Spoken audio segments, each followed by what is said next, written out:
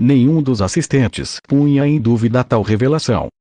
É mais do que certo, continuou Curtis, que no momento, tanto a OLP como os serviços secretos egípcios, sírios e, naturalmente soviéticos, também estejam a par e já tenha tomado as medidas oportunas. Naqueles momentos dramáticos ninguém percebeu uma sutil e, suponho, involuntária, revelação do general. Porque, ao referir-se aos serviços secretos, tinha mencionado, única e exclusivamente o Egito, a Síria e a União Soviética. Dias mais tarde, teríamos a oportunidade de conhecer a razão desta tríplice alusão. Durante a passada terça-feira, e no mais estrito sigilo, tive a oportunidade de me encontrar com o Dr. Kissinger.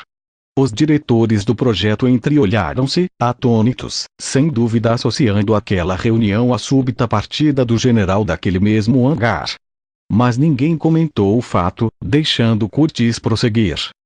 O conselheiro presidencial dispunha da informação em primeira mão. As suas ordens tinham sido taxativas. Por nada do mundo devemos arriscar a vida dos nossos homens nem os instrumentos que nos foi confiado. Não havia necessidade de mais explicações. Ao referir-se à palavra instrumental, todos sabíamos do que estava realmente falando. Pois bem, por expresso desejo de Kissinger, e contando sempre com o beneplácito do governo de Israel, a estação receptora de imagens deve ser desmontada imediatamente. Curtis pegou de novo os documentos guardados na sua pasta e, dirigindo-nos um olhar de cumplicidade, esclareceu.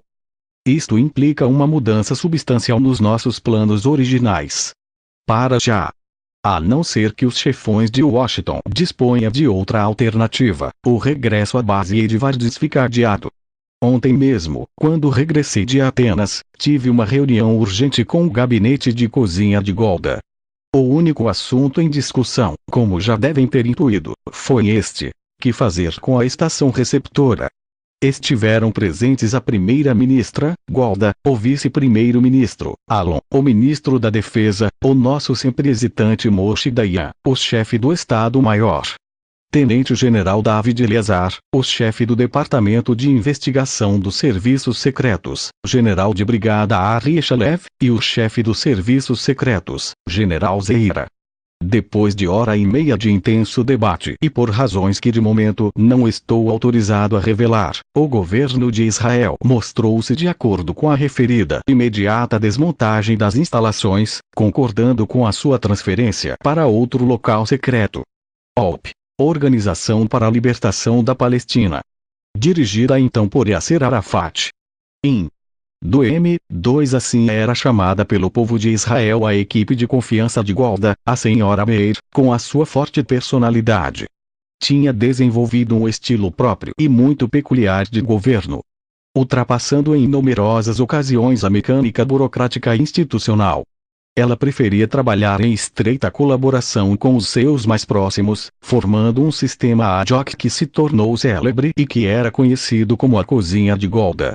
Indo-te, como já relatei nas primeiras páginas deste diário, num minucioso estudo elaborado em Washington pelo Service, em estreita colaboração com o Departamento Cartográfico do Ministério da Guerra de Israel, tinha-se estabelecido que a instalação da rede receptora de imagens do satélite artificial Big Bang devia ser efetuada num prazo máximo de 6 meses, a partir da data de chegada dos instrumentos à cidade de Tel Aviv. Isto aconteceu em janeiro de 1973. Os especialistas, numa primeira fase, procurariam uma base segura e definitiva. Para isso, os militares israelitas tinham designado 3 lugares possíveis: o cume do Monte das Oliveiras, os Montes do Golã, em mãos israelitas desde a guerra de 1967, e os maciços graníticos do Sinai. Os diretores do projeto quebraram o seu mutismo lançando sobre o general uma torrente de perguntas. Quando se efetuar a desmontagem? Qual dos pontos alternativos, Montes do Golã e Sinai, tinha sido escolhido? Que acontecerá com o berço e com todos nós? Curtis recuperou o seu sorriso e pediu ordem e calma. Isto é tudo que posso falar por hora. As previsões e avaliações dos serviços secretos israelitas consideram que a situação geral no Oriente Médio tende para um perigoso agravamento. E rogo-lhes que não me perguntem por quê. O importante, o que nos importa, é que, por decisão do governo de Golda, a estação receptora é agora mais vital do que nunca e os militares israelitas já estão procurando outro local, diferente dos previstos inicialmente. Tanto eles como nós dispomos de um prazo máximo de 3 dias para encontrar esse lugar e fazer a mudança. O Dr. Kissinger considera que a nossa presença nesta nova etapa do projeto é absolutamente necessária. Não podemos nem devemos despertar suspeitas. Para os israelitas, nós somos os proprietários dos equipamentos e os responsáveis por eles, e assim vai continuar a ser. Mas há mais qualquer coisa, anunciou Curtis, adotando um tom solene. Uma coisa com que não tínhamos contado e que, vendo bem, poderemos qualificar como um novo e apaixonante desafio. O meu coração deu um pulo. E, instintivamente, procurei o olhar de Eliseu. Não sei como, mas eu sabia o que o general ia comunicar. Pela primeira vez nos anos em que estávamos juntos percebi um ligeiro tremor nas mãos de Curtis. E a sua voz ficou embargada pela emoção. Nunca me esquecerei daquela rotunda afirmação. Senhores, regressaremos. Obviamente, os diretores do projeto não compreenderam o significado daquelas duas simples palavras. E um deles, interrompendo-o, lembrou-lhe que, se não tinha entendido mal, o regresso à casa fora adiado. Os olhos de Curtis faiscaram maliciosamente. Senhores, insistiu, enfatizando cada uma das sílabas, regressaremos. Em poucos segundos, os membros da equipe perceberam o que ele acabara de dizer e, levantando-se, aplaudiram-no calorosamente. Todos sabiam do extravio do microfone e todos, no mais íntimo dos seus corações, tinham previsto e desejado uma segunda oportunidade. Contudo, passados os primeiros minutos de lógico entusiasmo, os frios e racionais diretores do programa despertaram para a crua realidade, levantando uma série interminável de dúvidas.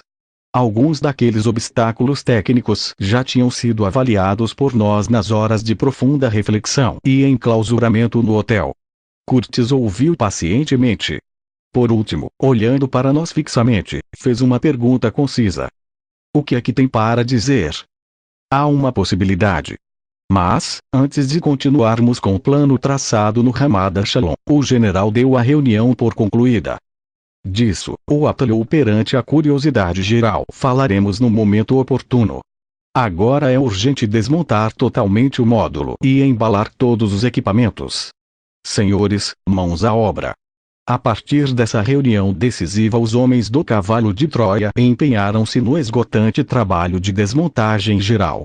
A maioria dos técnicos, alheia aos fatos que acabávamos de conhecer, interrogou-se reiteradamente acerca do porquê daquela estranha pressa e do reforço das medidas de vigilância e segurança exteriores.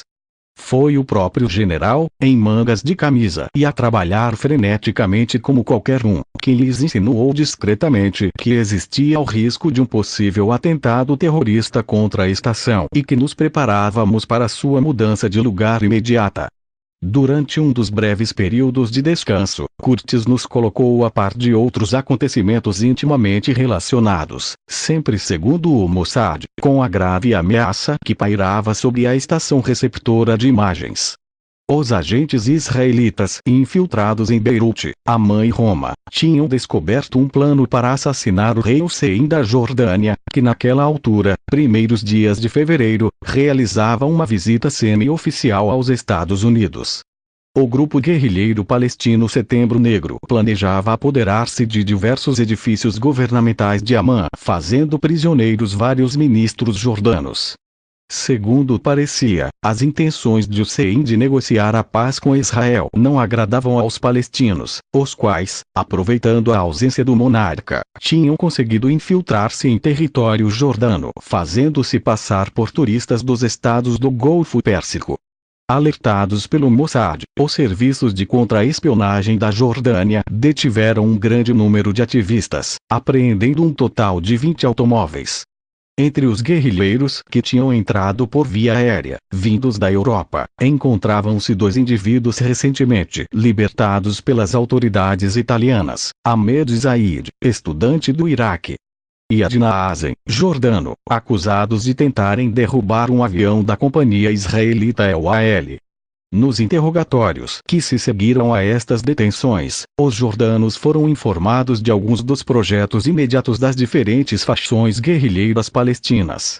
Entre os mais importantes, destacavam-se o assalto a uma embaixada árabe num determinado país do continente africano, a criação de um arsenal e uma infraestrutura para o ataque a aviões comerciais israelitas na Europa e o assalto de um comando suicida à Mesquita da Ascensão. Era óbvio que este último plano terrorista só podia basear-se numa informação exata do que os Estados Unidos e Israel estavam a fazer em relação ao Big Birdie. O rei Hussein chegará a Washington no dia 6 de fevereiro, mantendo no dia seguinte uma entrevista com o presidente Nixon. Naquela data esperava-se uma ofensiva diplomática do meu país no Oriente Médio. Antes de partir de Amman, Hussein declarara que o conflito entre os países árabes e Israel teria de ser resolvido globalmente e não em tratados separados. Desta forma, evitou os rumores existentes sobre um acordo de paz secreto entre o seu país e Israel em relação ao futuro Estatuto de Jerusalém e dos refugiados palestinos. Tão graves acontecimentos, totalmente alheios à nossa verdadeira missão, só vieram perturbar os corações dos membros da equipe, que se entregou até ao limite da sua capacidade à delicada operação de limpeza dos barracões. 2 dias depois, no sábado, 17 de fevereiro, com pouco mais de 24 horas de avanço em relação ao previsto, o berço tinha sido desmontado e protegido em 3 containers blindados.